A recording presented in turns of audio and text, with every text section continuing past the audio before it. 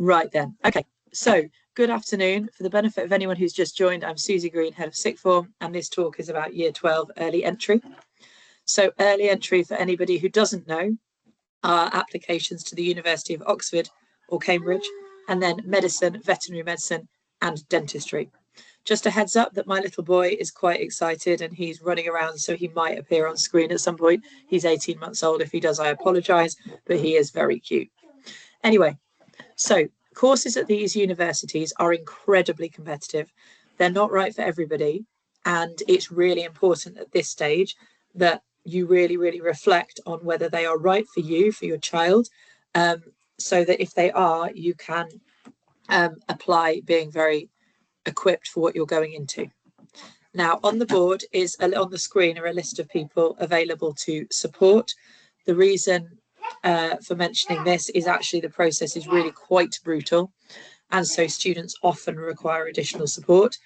I'm going to particularly draw your attention to Mrs. Kang. Mrs. Kang is our new careers advisor. She's amazing. And Mr. Jeffries, who is the exams manager. Some of you will have to do admissions tests for your exams, and if you have to do admissions tests, Mr. Jeffries will be really, really relevant. So the application process, a quick summary. The reason it's called early entry is because, quite simply, early entry means an early application deadline. So UCAS is the name of the portal through which people apply for university applications. Most university applications are due in January, but early entry applications are due in the middle of October. So it's called early entry because physically the students apply early. Now, the final application submission for early entry is mid-October, this year the 15th, last year the 16th.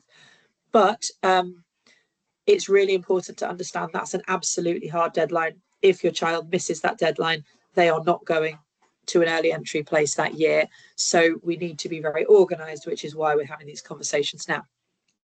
If your child wants to apply for Cambridge, they will then be sent a separate application form, which needs to be completed within a week.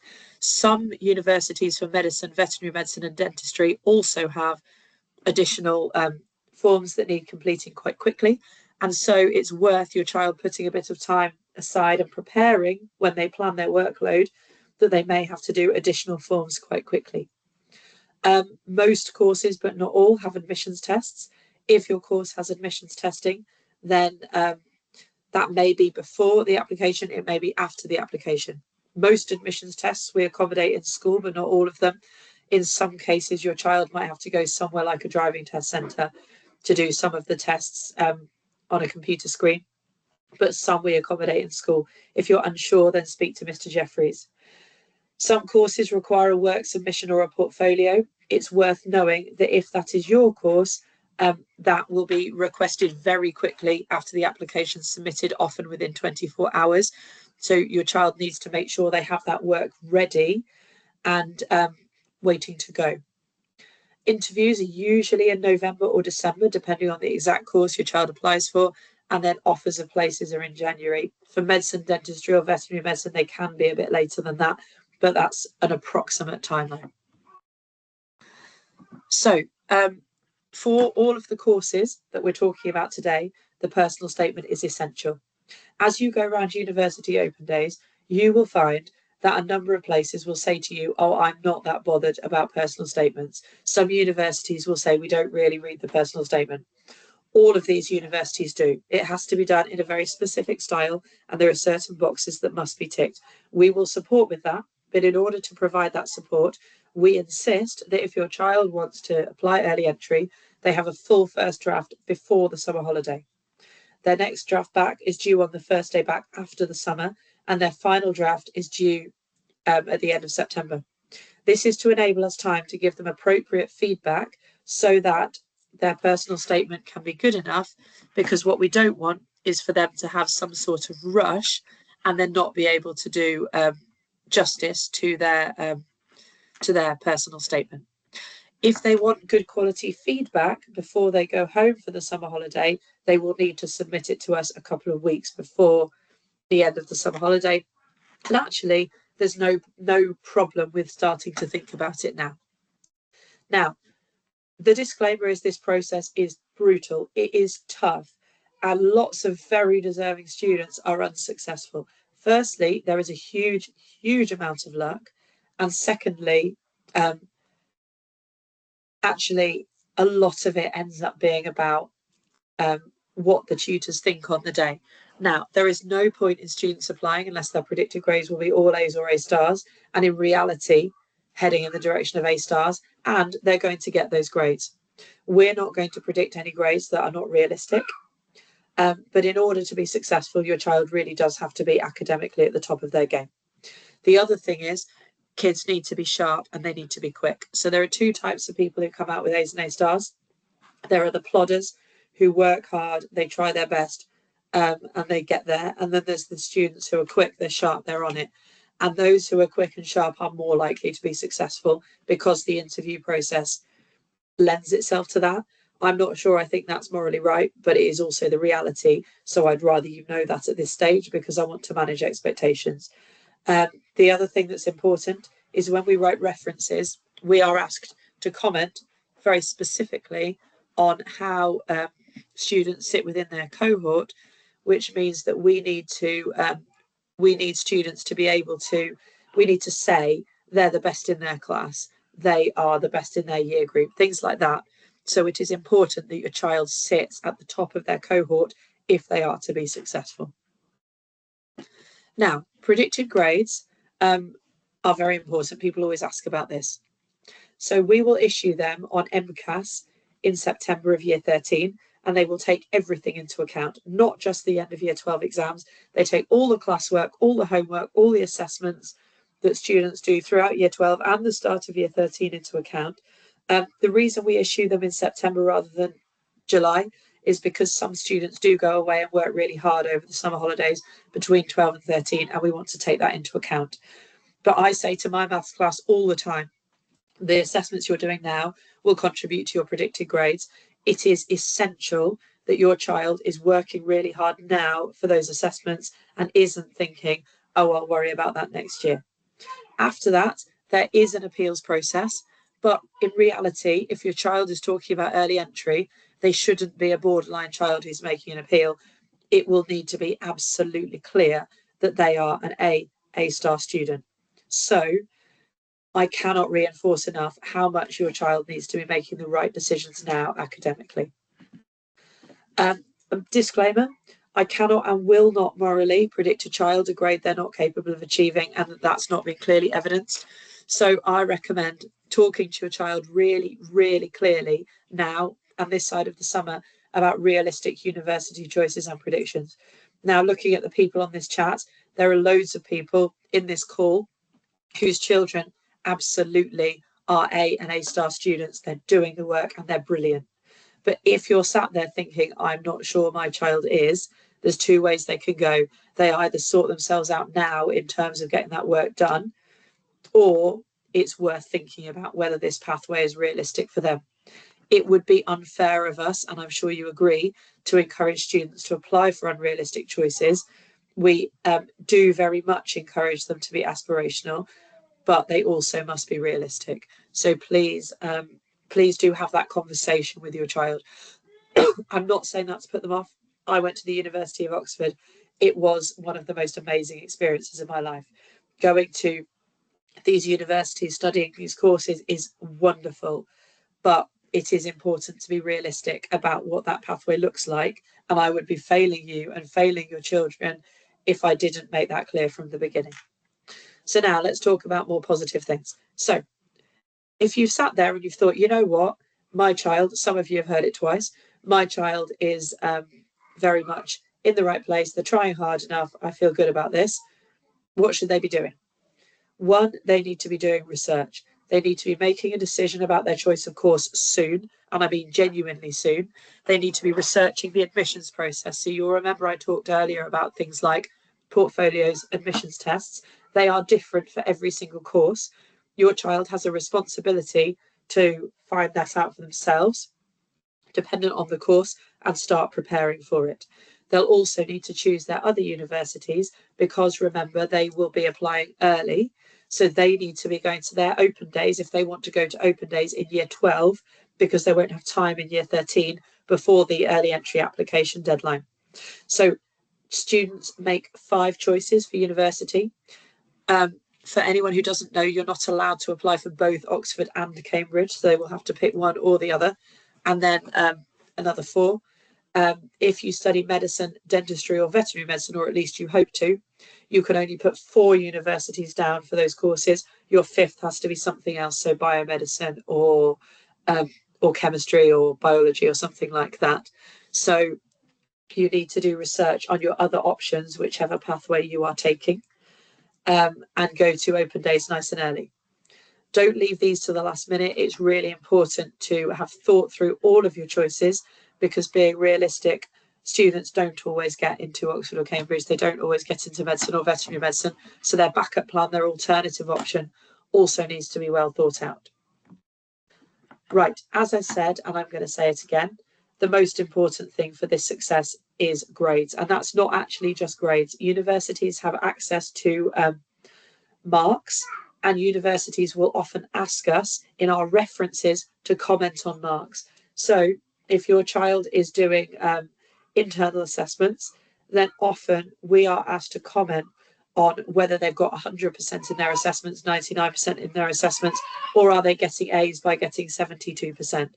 And the guidance we're given by particularly Oxford and Cambridge, but more and more medicine, dentistry, and veterinary medicine, is they want them to be getting very high marks in their internal assessments, ready for their external assessments. So please make sure that your child is focusing on their studies and assessments.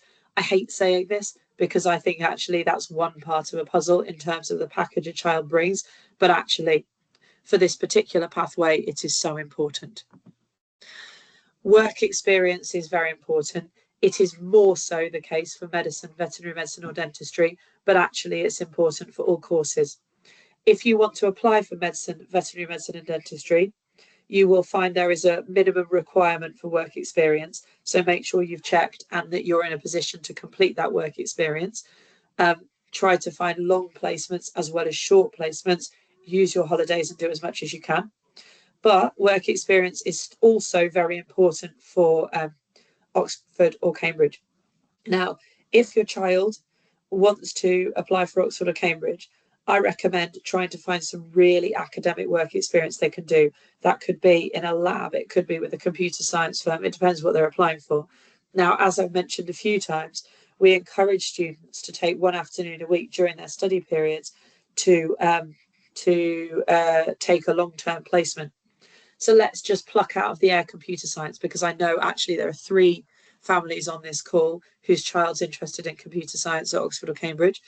If your child could work with a coding firm, a games designing firm, something like that, once a week, for an afternoon every week between now and when they apply, actually the experience they'll get and the amount of things that they'll produce and be able to do is really quite stunning. And that would be a very powerful thing, both in terms of their application, but also in terms of preparing them for their interview and building their skills. That's just an example, and obviously your child's circumstances will be unique, but I really do recommend thinking about work experience, and we will build that into the curriculum if we need to. Relevant background reading could not be more essential. So I recommend you go onto the university websites, find the first year reading lists, and recommend that your child reads those texts. Through Finnan Park, we have access to the Coventry and Warwick University libraries. And so most texts will be available there. If your child is interested in taking us up on that opportunity, speak to Mrs. Foster in reception, and she will send you out a pass to go to Warwick or Coventry University Library and use their facilities. If you are doing background reading, students, if you're on this chat, you need to read critically, discuss the text with your family, friends, and teachers, and think about whether you agree or disagree and why. Now, parents, carers, you need to be the interviewer, the critical friend. Your child needs to be getting used to more and more having highly academic conversations around the dinner table. You don't have to understand them. You just need to ask intelligent questions. If they are talking to you about some background reading, listen to them, ask them questions, ask them for more details, say, and do you agree? If you agree, why do you agree? Who else agrees? What other authors have you read that think the same thing? That sort of question. You don't have to understand a word of what they're talking about, but you have to ask them really in-depth questions so that they can start practicing the skills of being grilled, ready for interviews. And if they go to any of these universities, that's what their life will be like. And so it's important to build up their resilience. Now, all of these universities draw a very clear distinction between supercurricular and extracurricular activities. Extracurricular activities are the fun stuff, football teams, playing for the school orchestra, whatever. Now, I think those things are really cool and really important. And I'm not for 1 second saying don't do them because they're fun, but that won't make any difference to an application, not one bit. They don't want to know, they don't care. I think that's really sad, but it's also how it is. Supercurricular activities are relevant activities. Things like listening to relevant podcasts, debating if you are doing a degree it's relevant to, studying for an EPQ if you study one that's relevant, reading news articles, doing the maths challenge if you want to study maths, doing the physics Olympiad if you want to study physics, whatever it might be. Supercurricular activities are extracurricular activities that are directly relevant to the subject you want to study. And these are absolutely essential. On the screen, there's a couple of links, and this will be circulated. And there are access to certain things through that. FutureLearn's got various courses online that students can do. Students can access a number of things through school. We run the science Olympiads, we run the maths challenge, we run a computer science coding competition, various things like that. So depending on what your child wants to apply for, they'll have opportunities within and beyond school. If they want to apply for medicine, dentistry or veterinary medicine, have a look at Medic Mentor. That's a great opportunity. And then I'm sure you've seen from the newsletter that Monday's Period 6+ talk is from Zero Gravity.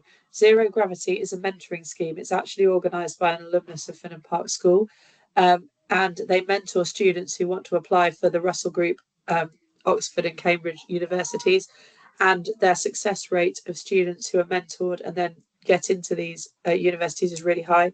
We've had a number of students, particularly for Oxford and Cambridge, but for all of these courses, who have used Zero Gravity mentoring and then been really successful. So if your child wants to apply for early entry, if I were you, I would insist they attend Monday's Period 6+ talk. That'll be in the school study centre at 3:15. They'll be able to sign up to get a mentor. I think there is an application process, but I'm sure their applications will be successful because of who they are. And then they'll have access to really brilliant mentoring. Zero Gravity is a very good supercurricular activity, and I recommend it incredibly strongly. Now, students absolutely must be preparing for their admissions tests. If your child wants to apply for medicine, dentistry or veterinary medicine, this should be done through the School Medical Society. The School Medical Society buys in people to come and help with this. If not, then you can find activities through the university websites. We run a maths club for students who have to do STEP or MAT, which are the maths admissions tests.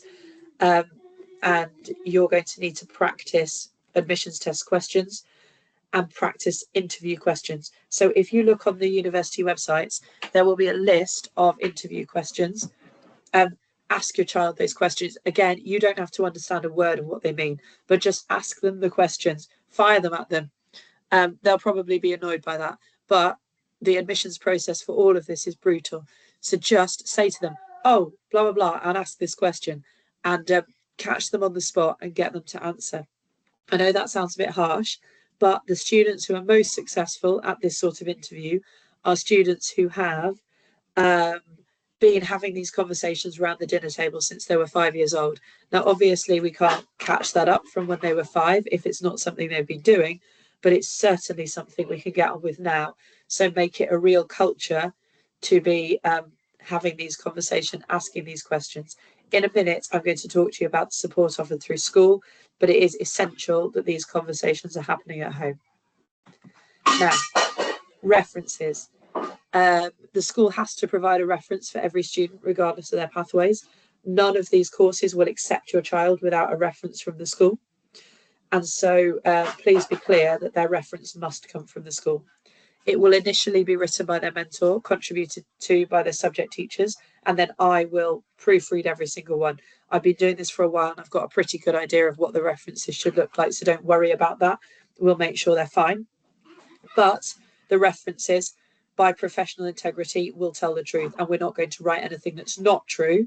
So again, your child needs to be making sure they're exhibiting the right academic behaviours. We allow students to see their references before they are submitted, and this is very important, there's a space on the form to mention any mitigating circumstances. That could be things like special educational needs that your child's got. It could be things like family bereavements, whatever the situation is. If your child has any mitigating circumstances, we'll mention that on the reference, and it is really important that the universities know about that. So please make sure your child's mentor is aware if there are any relevant mitigating circumstances. So once your child has submitted their application, what will happen? They might be called for interview. Back in the day, there was more of a culture. So when I went through, however many, 20 years ago nearly, there was a culture that everybody was called for interview. That's gone. The personal statement and the admissions tests do make a very big difference. Usually about half of the applicants are filtered out pre-interview. That means that students will practice for interviews and they might not get an interview, and that's really tough for them, but it's the way of the world. The interviews these days are remote. If any of the parents on here went to Oxford or Cambridge or interviewed, you, like me, will have gone to the college and stayed there for a few days and had a cute little experience. That's not the case anymore. The interviews are now come on, baby.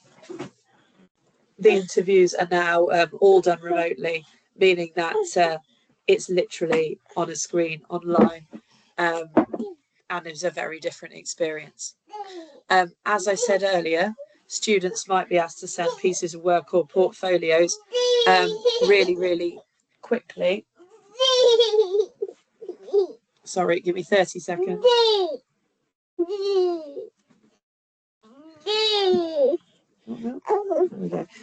Your child might be asked to submit a piece of work or a portfolio really, really quickly. So if your child's course requires this, then it's important that they have that ready. And then admissions tests, they might be asked to do. So all of those things can happen after their application. So just make sure that your child is ready for any of those. Now, the most important question of the talk is what support is offered through the school. Now, we are launching a new programme, and your child's cohort really is the trial. We've put some money aside to buy people in to offer a programme of mock interviews. What we've got in mind is offering them 3 mock interviews throughout their time in sixth form. So there'll be one which they're given next half term, so between January and February half term. They'll then get some written feedback.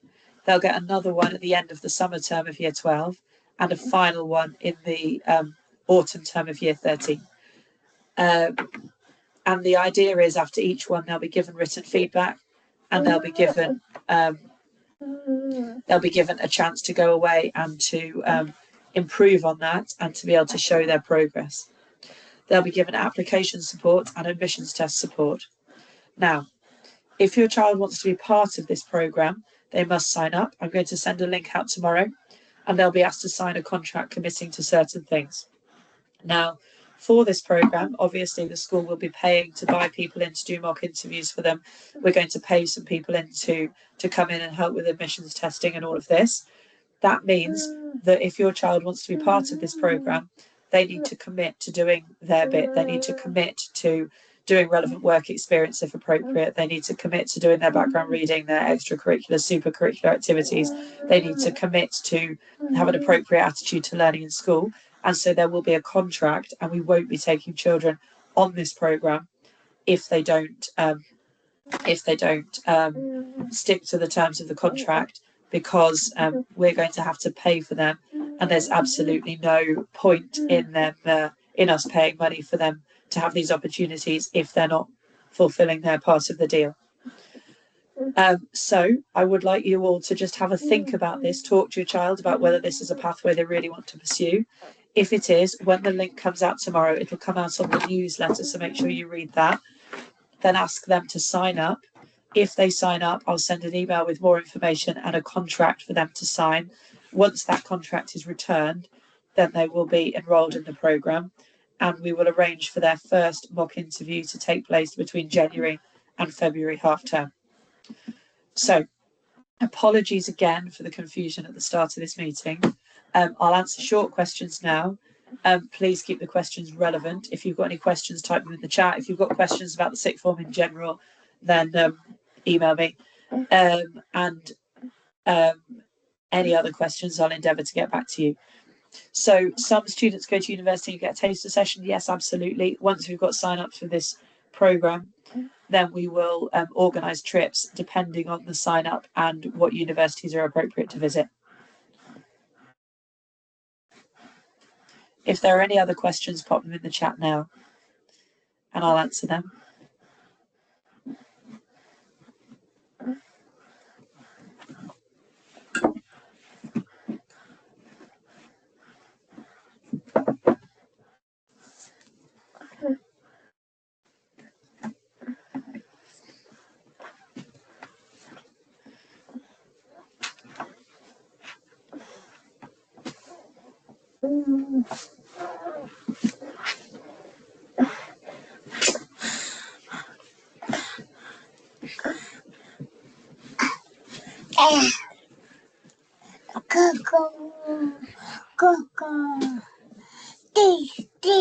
You're saying hello? Saying hello?